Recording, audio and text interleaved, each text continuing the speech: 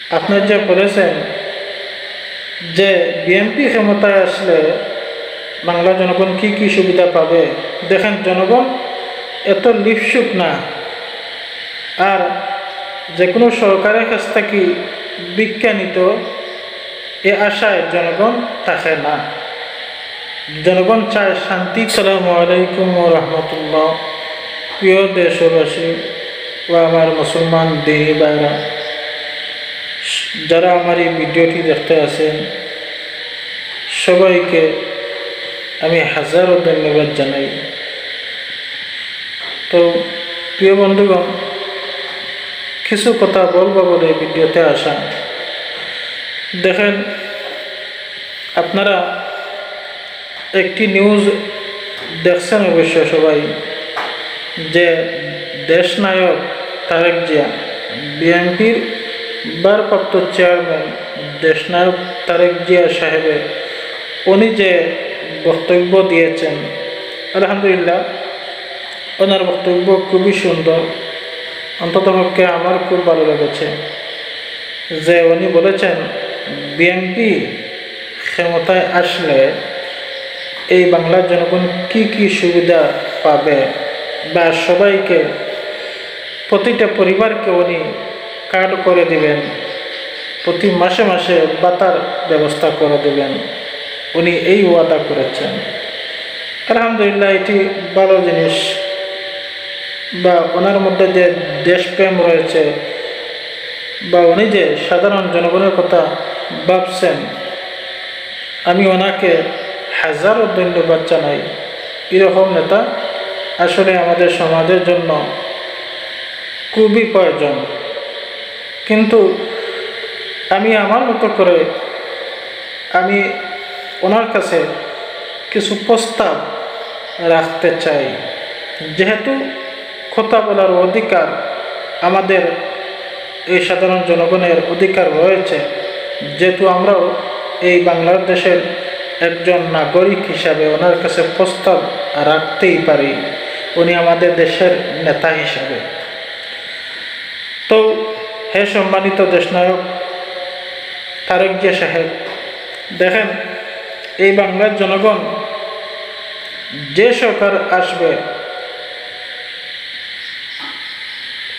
এই বাংলার জনগণ যে সরকার আসবে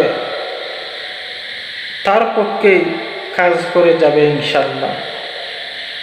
দেখেন এই বাংলার জনগণ যে সরকার আসবে তার পক্ষেই সাধারণ জনগণ কাজ করে যাবে।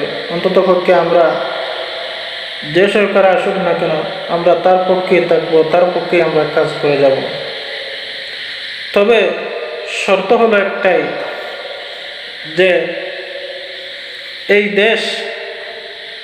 দেশের জনগণ, এই দেশ যেন শান্তিতে নিরাপদে এই দেশের মানুষ থাকতে পারে, শান্তিতে বসবাস করতে পারে।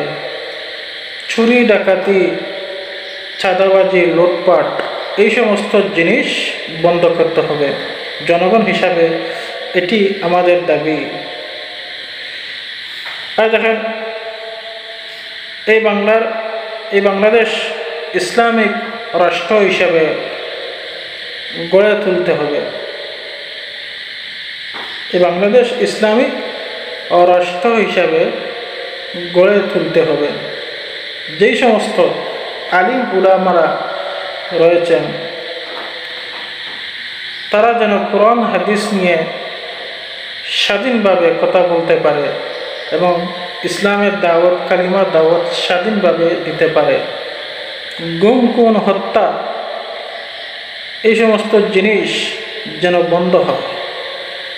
তাহলে অবশ্যই আপনি এই বাংলার জনগণের অন্তর কেড়ে নেবেন ইনশাল্লাহ।